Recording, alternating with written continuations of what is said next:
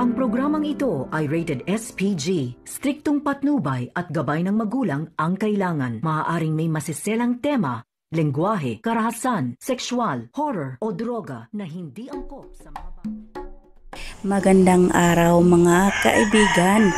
Narito naman po tayo upang magbigay ng update sa ating inaabang-abangan ang FPJ Batang Quiapo sa pagdating ngayon nila Marites sa mansyon. Agad namang namataan ngayon ni David na kasama ni Ramon si Marites. Sakto kasi ang pagsilip ni David sa pinto nang bumaba na rin sila Ramon sa sasakyan. Kaya tarantang-taranta ngayon si David, tumakbo ito at nagtago. Nakaharap naman ngayon ni Marites ang papa ni Ramon na si Don Julio. Pinakilala ni Ramon si Marites ngayon sa kanyang papa na umano'y ama ni Tanggol. Binati naman ni Don Julio si Marites ng isang magandang umaga, sabay ngiti ito. Masaya naman si Don Julio dahil ngayon nga lang daw nagdala si Ramon ng babae sa kanilang mansyon at ipinakilala sa kanya. Masaya naman ngayon si Ramon dahil pinagbigyan nga raw siya ni Marites na magkausap-usap silang tatlo ni Tanggol. At pumunta na nga ngayon sila Marites at Ramon sa kwarto ni David, ngunit nakalak ito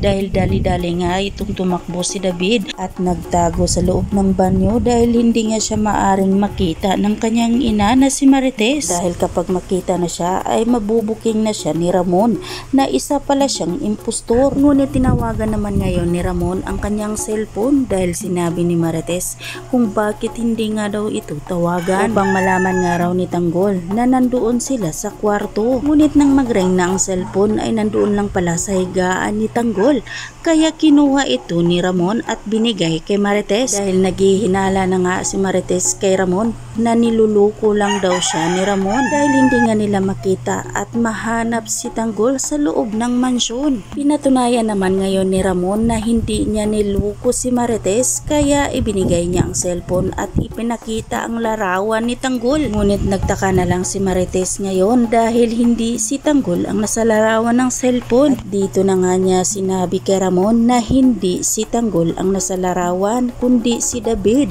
Dito na nga masagi sa isipan ni Ramon at Marites na iba-iba ang kwento ni David at Tanggol at hindi magkatugma dahil niluluko lang pala sila nito, habang si David ay nagtatago lang at rinig na rinig niya na sinabi ni Marites na hindi nga daw ito si Tanggol ang nasa larawan kundi si David. Natakot ngayon si David nang nabuking na siya mula sa kanyang nanay, kaya nang nanginginig nga ito sa takot, hindi niya sinadya na masagi niya ang base, kaya nahulog ito. Nabisto tuloy si David na nandyan lang pala nagtago. Sinabi nga ngayon ni Ramon na lumabas na lang si David sa kanyang pinagtaguan at mag-usap-usap sila upang magkaalaman na, dahil hindi nga makakapayag si Ramon na lulukuhin lang pala sila ni Marites ng isang tao at dapat nga daw mapuputol na ang panluluko nito. Sa kabilang banda naman ay nagkainitan naman itong si Santino at Edwin dahil hindi nga matanggap ni Edwin na si Santino ang kanang kamay ni Angkong Lucio. At dito na nga nakatanggap si Edwin na sunod-sunod ng suntok ni Santino hanggang nagkarambulan na ito.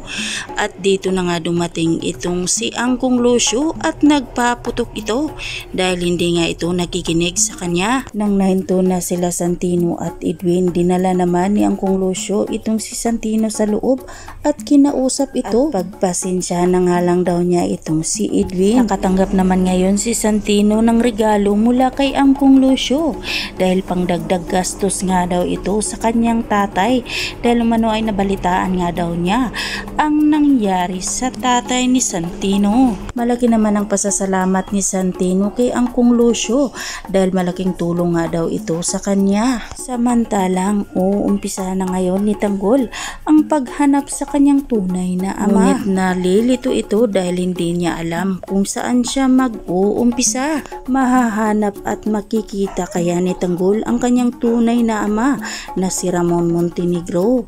At ano naman kaya ang gagawin ni Ramon ngayon ni David na ngayong nalaman na niya na niluluko lang pala siya sa taong kinilala niyang anak. Kaya naman mga kaibigan, kaibigan, susundan at pakatutukan natin ang mga susunod pang mga kaganapan dito lang sa EPJ Batang Quiapo.